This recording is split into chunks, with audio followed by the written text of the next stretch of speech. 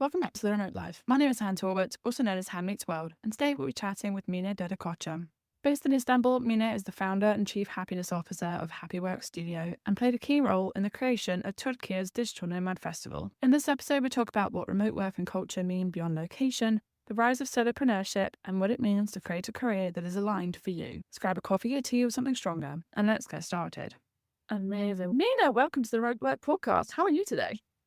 I am feeling a little cold because it started getting cold in Italy, but I'm all heated up for this podcast because I know how much we were looking forward to this one.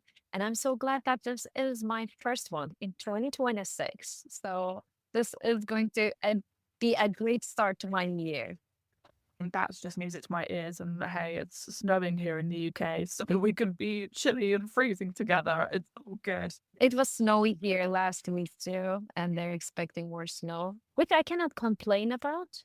But I love snow. So in this winter, let it be totally a winter, not just like a half winter.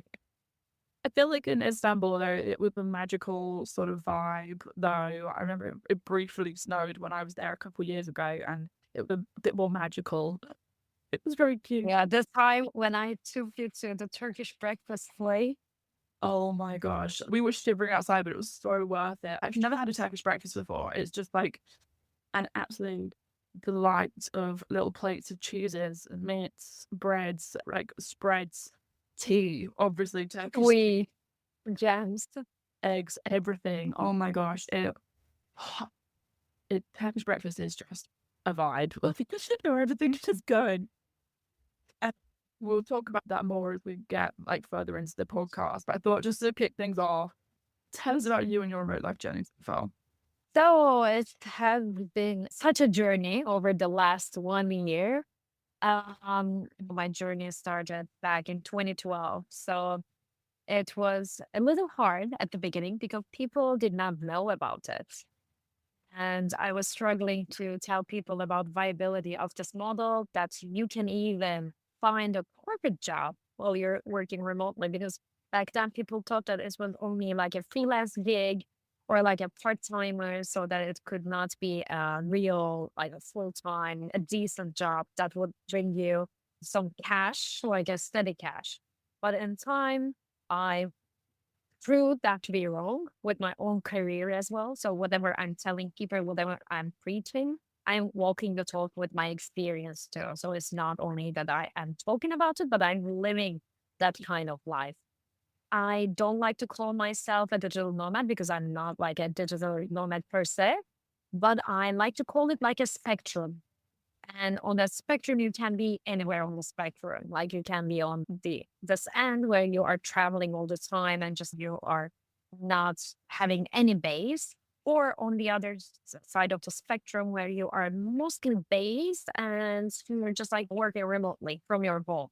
I'm something in between because whenever the schools are off, because I still have my kids in the traditional school system, when the school is off, or when I am where I am just like feeling like I'm changing my place to work from another place.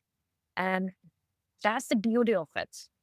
It's not about the location. It's not, people are so much obsessed about the idea of being like location free versus being bounded by an office that they miss an important thing about remote work, which is that you're boundless. You're boundless not only by location, but by feeling, by time, but by how you are doing your work. So that has been my experience. And I cannot even imagine to go back to a traditional 9 to 5 office job. And it's not only about being a corporate job versus doing my own thing, but it's about like the structure, about how I'm doing it. And over the last 1 year, it's been really such a journey for me in terms of putting things together into a concrete event too, because we did the first Digital Nomad Festival in Turkey, which has been my dream since, I don't know, since 2018. And I've been talking with a lot of friends, a lot of people to make it happen. And so this year we made it happen. So it's real. It happened for one. We will be doing it again. So that was a great culmination of what I have been planning and what I have been dreaming. And so for the last 1 year, it's been even a better journey and more exciting journey for me. Absolutely. Honestly, the Digital Nomad Festival looked magical. So for context, it was in Alanya, which is in the south of Turkey, which, just the whole aesthetic of just the outside looks absolutely amazing. I remember you and I talking about it, and then now seeing it come to fruition is so exciting. So maybe first of all, we can tell people, we talk to people about that as a concept, and because it's happening again this year, right? Yes. So it's going to be again at the same time of the year, at the end of October. We will be doing the second one. And even better than that is that we have people in Alanya. Now we started having a community, which I think is the most important thing. Because if you just make it limited to an event once a year, then it's not serving its real purpose. Because then you're bringing in people flying away, and for until the next one, there is nothing happening. What we are trying to build is a community in Alanya, and we now have people coming back, even from the events. People are coming back to stay in Alanya for some time. We have locals there, so we will be having events. Because the thing that we are trying to tell this world is that there you don't have to be in a big city to like work, to live. You can. That's why like we are intentionally picking places that are not big cities, but we have, of course, some criteria, having easy access to airports, having the variety of accommodation, affordability, climate. Those are the things that, of course, we are taking into consideration. But most cities, they need the support because they are just having this potential. They have everything, but they are not on the map of people, like on the radar of people to be an alternative for living. So that's why we are not only doing the event again, but we are now in the process of building that community and working with the local authorities as well to make Alanya a destination for digital nomads. I think that's exactly it, right? It's the remote working doesn't look one way. There are so many different ways that it looks.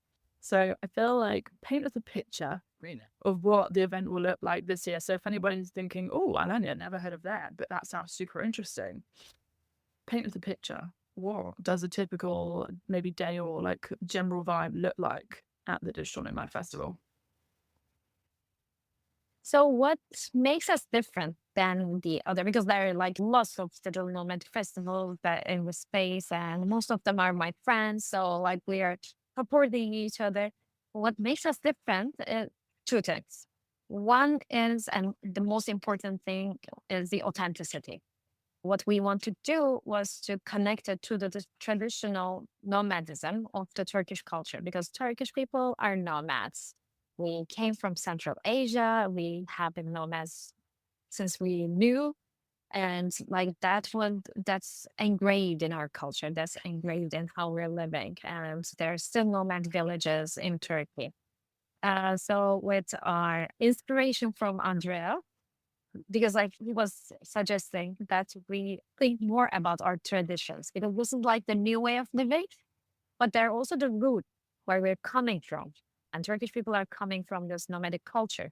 So that's what's making us different, because we like our event space was a tent, a nomadic tent from the nomadic fabric, real traditional nomadic fabric. And the tent was the event space on the beach, on the sand.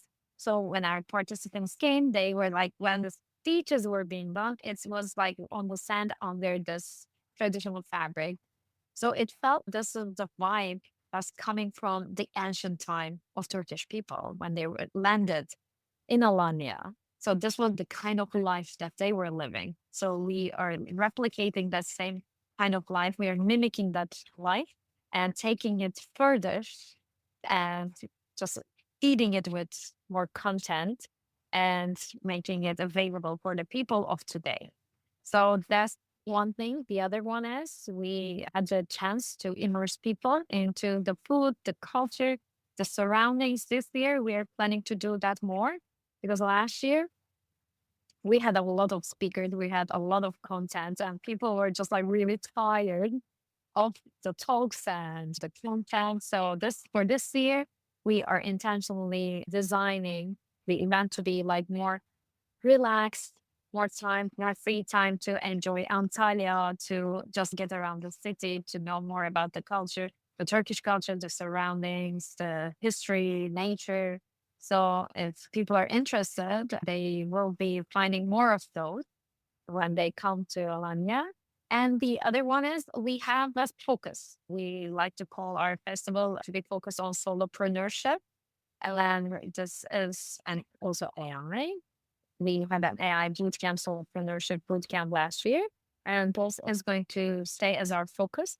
If anyone's interested in being a solopreneur, whether they're like already a solopreneur, how to just observe their business, or they're not, they haven't been experiencing that kind of life, but want to just dip their toes into the water, then this is going to be the right place to be, because like we will have lots of experts who have done it before and just helping them into this journey of being a solopreneur. That's so interesting as a concept. And that especially piqued my interest. I guess there'll be people listening who may also wonder, okay, so what do they maybe need to know about solo entrepreneurship as well? What for you is that distinction? And what did they maybe need to know slightly differently, or might be surprised to know that's different from traditional entrepreneurship, perhaps? So now solopreneurship, especially with the now AI tools and this new way of working, it has become more popular. And we're expecting to see some solopreneur unicorns in the near future. And why? Because now it's easier to access like the platforms to do things with AI, like coding. You don't need to do coding with vibe coding. The tools can write you the code. You can just start your own business. I just met one person last week. Not met him, but I already knew him. But I got to know about his new business. He started a business by himself, a solopreneur. He was like, as a solopreneur, you're the solo person. You're like one person, and your company is all you. And he has AI agents, I think three AI agents, or three AI agents, and himself. He just hired a contractor for the newsletter, for just like only for the newsletter. Other than that, he's by himself. He has 346 clients, and he is only targeting to have 500 at most. And he posted about this. He said, I'm capping it at 500. Over 500, I'm not going to take it, because he wants to build this lifestyle business. He does not want to burn himself out running after, the customer problems, or just like, the investment or that rush. He just wants to have his life, and he wants to enjoy it. He wants to keep his business steady. And we will be seeing more of these people in the near future. Because as a solopreneur, you have an idea.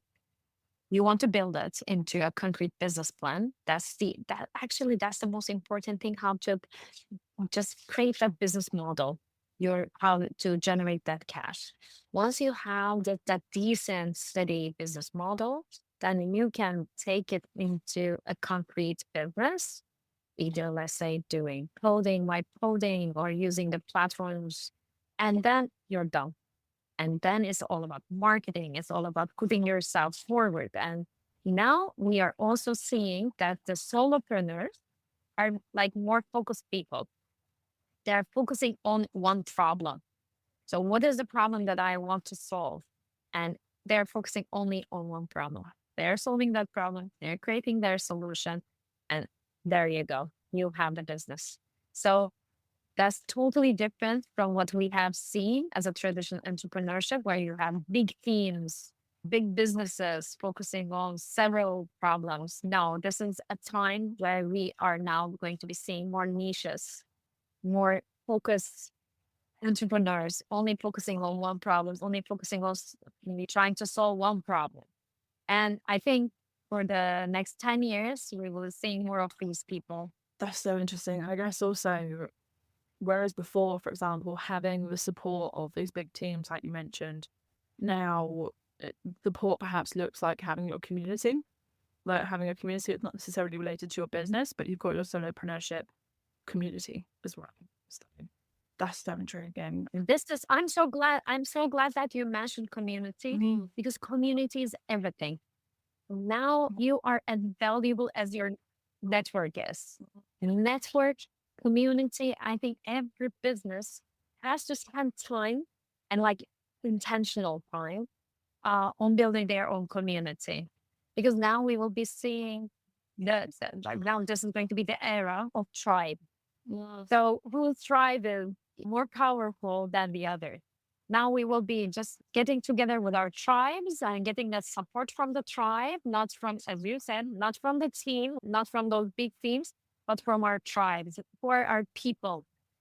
This is Yeah. we have to find our people who are surrounding you, who are supporting you. Oh, I'm so intrigued to see how this, because I feel like this is just not how business was done before. I feel it's so interesting seeing it adapt and seeing like what's next and how people are building next, and then balancing that sort of relationship between tech and people at the same time, and just seeing how that changes. That's so interesting. I feel though we haven't talked too much about Happy Work Studio yet and your work with teams. So do you want to talk a little bit more about that and how you help teams as well? So on the Happy Work Studio, I think it could not have been more timely than this because now everyone's talking about AI, technology. Everyone's so much burned out because of this pace and like they cannot keep up with this pace. So now this is where Happy Work Studio gets into the play because we're talking about well-being. We're talking about creating these happy work culture.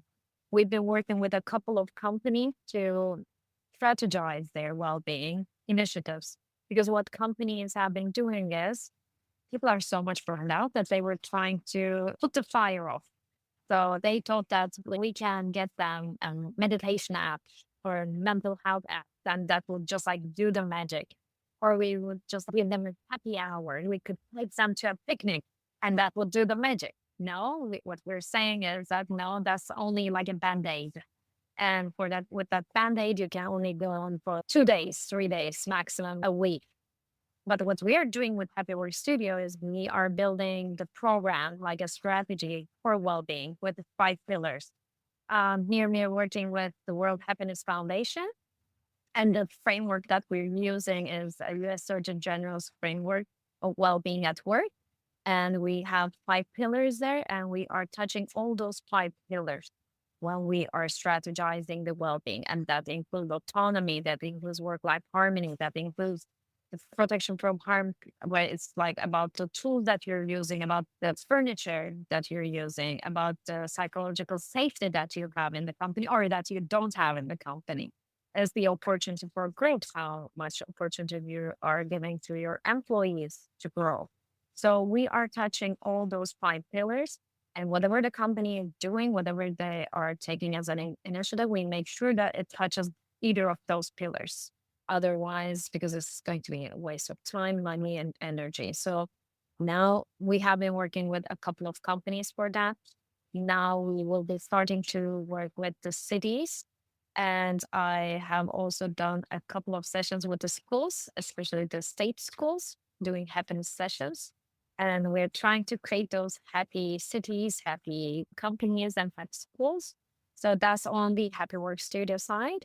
And the most important thing about that is we're also collaborating with other companies to create programs, new programs. Now, we recently completed one cohort, launched the second cohort of of a program called Retouch, which is a well-being program for leaders. We are training the leaders, and it's like a personal journey too, but we're also training them how to be more well-being focused, how to be more people focused, and just like a big huge program where they are feeling more grounded, better, and just on their personal terms, better leaders with a better mental health, supposedly. So and it's not only like a traditional training that we're teaching them. Leadership training is usually effective listening, giving good feedback. No, this is like beyond that. This is like first, how are you feeling? Are you feeling better? are feeling okay so that you can be okay when you're treating other people. Is teaching them how to put the oxygen mask on them first. I love that analogy so much. Is there anything you think that people might be surprised to know when it comes to well-being at work, or the, I suppose, for remote work? Is there any sort of differentiators that people maybe haven't thought about when it comes to managing the well-being of your team or your remote team? So, like with the remote teams, now people usually what we see with people is there are like a couple of themes that come up when we are questioning remote work and how people are also questioning remote work. One of them is isolation, the feeling of isolation. They say that remote work makes you feel more isolated.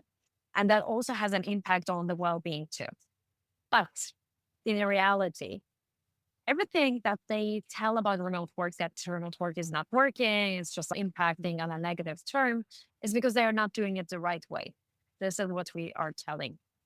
So if you're listening to this, if you feel isolated, then you have to just look at yourself, how you are working remotely. You might be feeling isolated because you are not making those intentional breaks to meet with new people, or just maybe you have to go to a co working space to meet new people. People are just like taking this isolation in a way that if you're working, let's say in an office, in a company, and you see the same people, literally the same people every day for years, is that not feeling isolated? I call it comfort zone. Just not being feeling like not being in that isolation zone. I think you're isolated in that sense because you're just like seeing the same people, making the same connections, even doing the same small talk. So this is not the way to get away from that isolation. The real remote work experience gives you the opportunity to meet new people every day. It's even beyond that isolation. It's social, getting social. It's like getting to know new minds, new perspectives, new mindsets. So whatever you are doing wrong in remote work is going to hurt you at the end. But that's why it has to be intentional. It has to be in a way that is for real, not only changing your space or just like taking your laptop and going home and just working like a hamster from morning till dawn. And people are just like saying, you cannot disconnect because working expected from me when I'm working remotely. It's up to you. You are accountable for that. As long as, of course, as long as the company gives you the psychological safety and enough tools and that space that you can just like autonomously work like that. But this is what usually surprises people when I tell them that no, this is up to you. You define the terms. You make it work like, that you have this. You are owning your schedule. Because you cannot have lunch, it's not because of the employer, it's because of you. It's because you're not putting that lunch break in between. Or because you're not taking, like I am now doing most of my meetings. It is not like this, that I don't need to be face to face. I'm doing walking meeting because like I am then exercising. I am outside getting fresh air and I'm just like doing my meetings at the same time. So finding those tricks, finding like living the benefit of that flexibility. This is what's beautiful about the remote work. It's all about the flexibility. You own your day, you own your schedule, you own how you do your meetings, and you have the ownership. So you're living in a world where you have your ownership of your life. You're not on autopilot or you're not expecting others to make those decisions for you, but you're the one who's making that decision for yourself, for your life.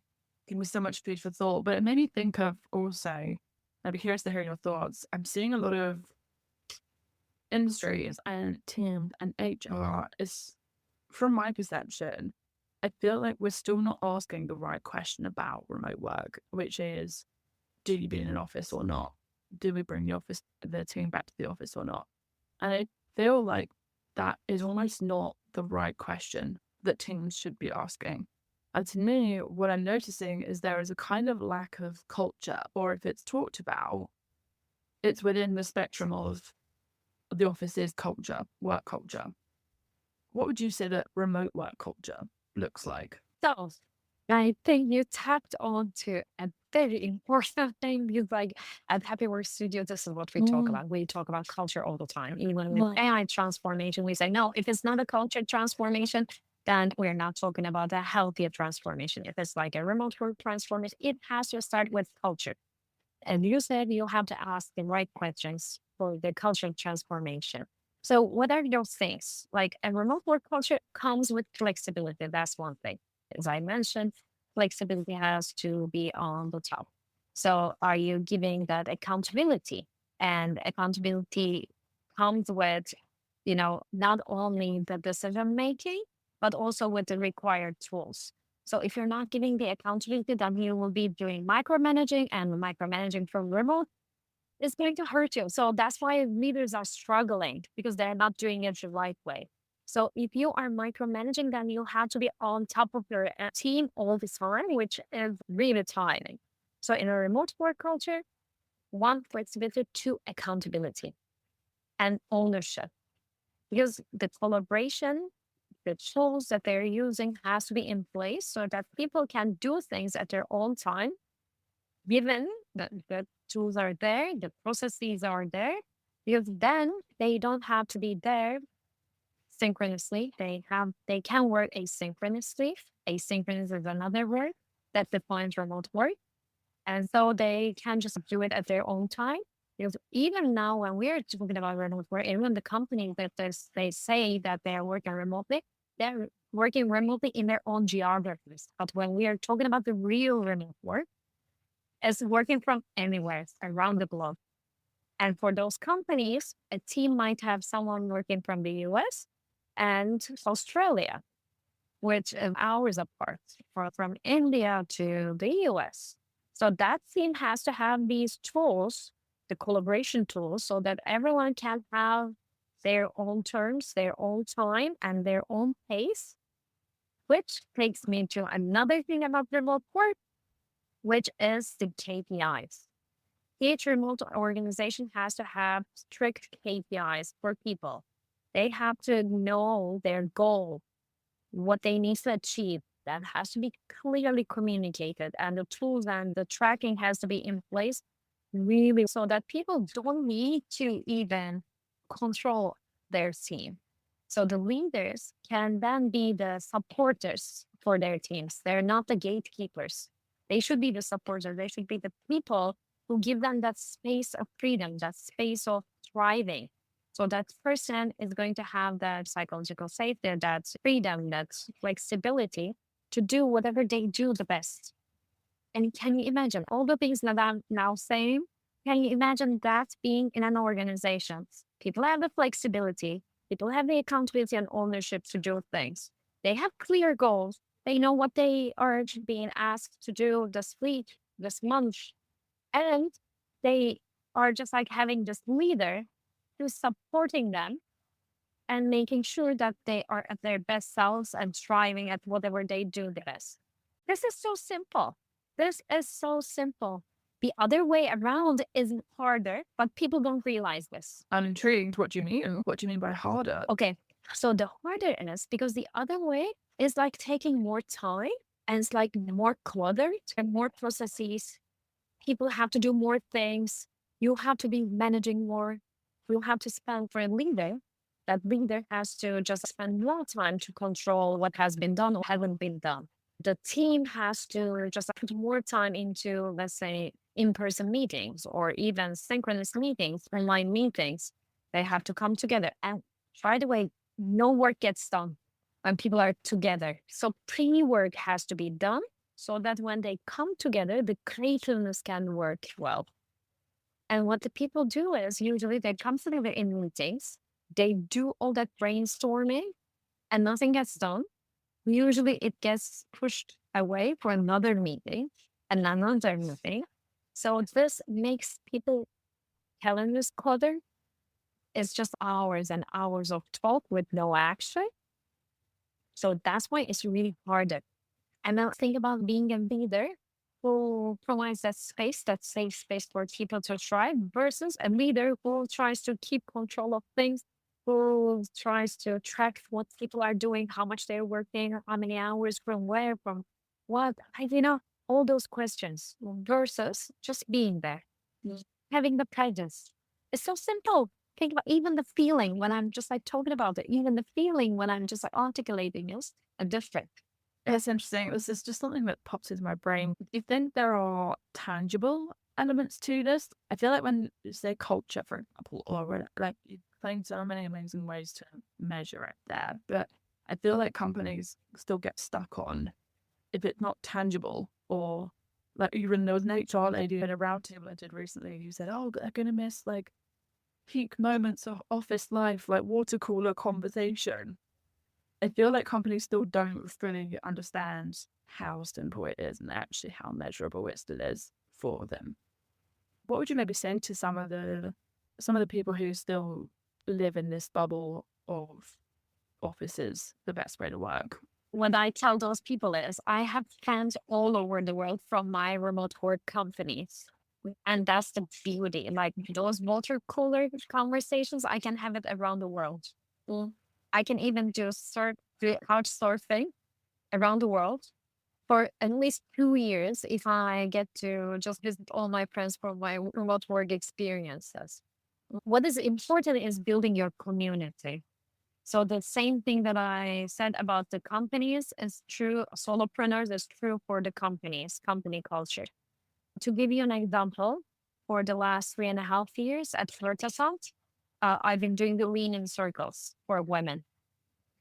And the level of deepness in those conversations, how much we get connected with those women, is unbeatable. And you cannot get that deep in a water cooler conversation or like a random conversation in an office space. So it's not about the proximity. It's not about that being physical. It's about building that profoundness, that deepness, that authenticity. And you can do it virtually as long as the emotion is there, the intention is there, that authenticity, that being genuine is there. So when they are building these, they have to, that's why I'm saying that they have to be intentional. They have to really build these for connecting people, for getting them on terms where they are just like expressing themselves freely or just being themselves as they are. And that, with those, network companies, I have this, I think with you, maybe, yeah, before we met, it was like a virtual connection. Then it came to be an in-person connection. I have lots of friends, like with Evo, with Nina. I mean, we knew each other before we met in person. I think like with Evo, it was like almost maybe 3 years that we knew each other from virtual until we met for the first time in person in Portugal at running remote. And we were just like out over each other and just like saying, oh, this for some people, I don't even realize that it's mine when we get this in-person meeting. You're just like thinking, is this our first time in person? Because it doesn't feel like that. It's about the feeling. It's about building those authentic connections with people. It's not about having that in-person connection. It's about having heart-to-heart connection. And heart-to-heart connection doesn't happen physically. And it travels beyond physical spaces. When Mariah's just not exploding, but just so in agreement, and it's just so refreshing to hear someone say it so plainly and like just say what we've all been thinking, but for me, I've not known how to necessarily say it out loud. The thing about virtual connection also is that it takes out that sort of slightly weird sort of mini ickiness. I suck at small talk. I'm like, tell me like the deep stuff, tell me like all the details quick. And I feel like having virtual connections, it removes that barrier to entry that, I don't know, for me, I know existed in the water cooler conversation too. So many different things to take away. And I really hope there are people listening in right now that are going, okay, but we're seeing a lot of like remote work disappearing supposedly at the moment. And like, is that a thing? Is it going to decrease? Like, what is it? And actually, of course, ultimately, what it is about is allowing people to work how they need to. Ultimately, like it's allowing them to have the flexibility for them to do their best work too. And for myself, the last decade, I've been saying it's not about the place necessarily. It's about having the environments that are best suited to you and joining us to get the best work you can done. And so, like, when you say remote work is like fading away, because that's what we are seeing, because like it's That's like what more most people hybrid right is now. telling us. Yeah. Mm. Yeah. But the thing is, this is now evolving to be like not only remote work, but the structure of work. Because now we will be seeing more fractionals. And this is all, I think it boils down to one word, flexibility. People want flexibility. So it doesn't matter where you're working from, how you're working, but it's all about flexibility. People don't want to be bounded by locations, by time plans, by roles, even. Because with the new generation, we will be seeing just like with more people that they don't want to be bounded by a title. They don't care about the titles. They care about their impact, how much impact that they're creating. If they can create it with two roles, then we will be having two roles in their lives, or even maybe three. Or it's going to be about the impact, how much impact you're creating in this role versus the other one, or how much more can you take on your plate? As long as you're, because for some people, they just can take up to only one on their plate. But like for myself, I have parallel careers, and I like it that way because that feeds each other, and that's my energy level. And not everyone has to be the same. So now we are entering into a phase where you have to find your own rhythm. Find your own rhythm, own your own rhythm. I could keep listening to you as always and keep chatting, but I'm just super wary of the time. So I'm just thinking for anybody, perhaps, especially now we're in January, a lot more people tend to be looking for work and trying to figure out what matters for them. Can you give us like a couple sort of tips that you would offer to people right now to help them find their tune or their rhythm, as you said? First, listen to your heart because no one's like listening to their heart. If you listen to your heart, you can even hear the heartbeat. And that's what I'm talking about. So this is not spiritual. I'm talking actually about the real heartbeat. Well, we have so many distractions, so much noise that we even forgot to hear our heartbeat. So that is the anchor. That is your anchor. What does your heartbeat about? What is it that makes your heart beat? Let's find that. Now I have this new concept called unlocated. So if you feel like stuck in any place in your life, let it be your relationship, the place that you're living, and or your job, what is it that you want to unlocate from? So location is not only about the physical location, it's where you are located. What is the feeling, the emotion that you're located in? What is the belief? What is the situation? First, you have to unlocate yourself from that. And just you realize that just be aware. It's only about the awareness. What is it that doesn't serve you anymore? What are those feelings that are not serving you anymore? What are those things that feel like making you drained? First, you have to just from that. And I like to create this analogy, the metaphor, the traffic metaphor. That when you are stuck in the traffic and rushing to, let's say, a meeting or like an airport, and you just feel anxious, you have that anxiety, even stressful, or maybe even anger. And when you make it to your meeting, let's say in a skyscraper, in a plaza, or when you're on the plane, you look at that traffic and it starts to look even enchanting because of the lights, different lights flickering. When you're in it, it's all about anxiety. It's all about that stress. So you have to unlocate yourself from that frenzy so that you can have a better view. Because that traffic might also be working for you and you might not have realized that it's working for you. So it's first unlocating yourself from that belief, from that emotion, just being free, seeing in the sky, up in the sky, no noise, no feelings, nothing, just closing everything down, even your gender, to being genderless. We have a meditation for that. By the way, I love it. Just closing the apps. You're just like closing all the apps in your mind about yourself, about all the identities. So putting aside all the identities, being you and only you, with you, your heartbeat and your breath. And what is it that you want to design? What is it that's going to make your heart beat? What is it that you want to be involved more? So what are those things that you can do easily? And to start with that, what are the things that you don't like to keep in your life? Just, unlocking from all those so that you are like everything is plain You have a fresh field. And what are those things that you want to plant so that you are redesigning your field? So where can people check out that meditation? I don't, I just realized because I usually do it during my Okay. sessions. I have a recorded version too, but now that gave me an idea. Maybe I can just make it a downloadable one so that people can download and do it themselves. I would happily bet that there are definitely people listening thinking, I absolutely want to get my hands on that. So keep us posted and I'll make sure I that will.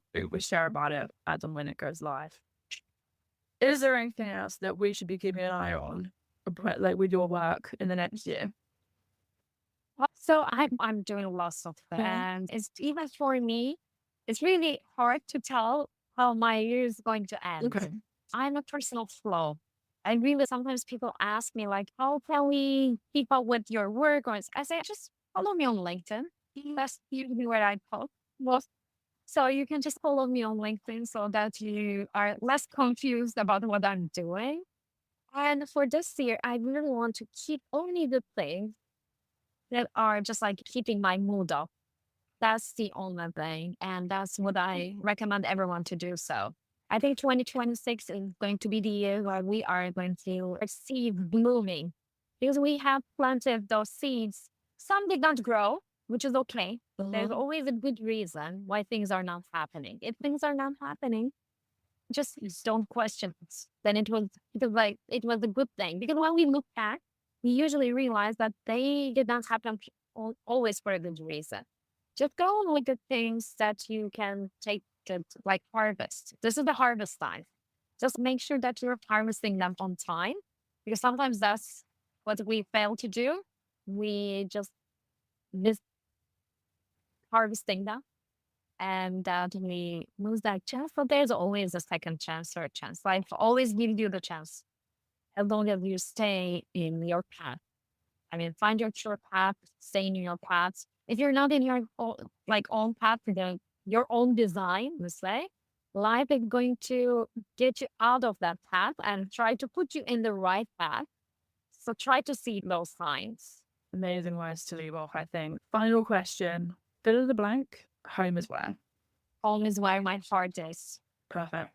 Mina, I hope there is another Turkish breakfast or two on our horizon very soon. It's been amazing to chat as always. And yeah, I can't wait to see what you get up to this year. Thank you so much. This was an amazing start to my year, and always happy to treat you with a good Turkish breakfast in Istanbul. Oh, TBD. Yeah. All right, go. Thank you. Thank you so much for listening to this episode of The Remote Life, and thank you, Mina, for taking the time to speak with us. You can find links to her profiles below. Thank you so much again for listening, and we can't wait to remote work with you again soon.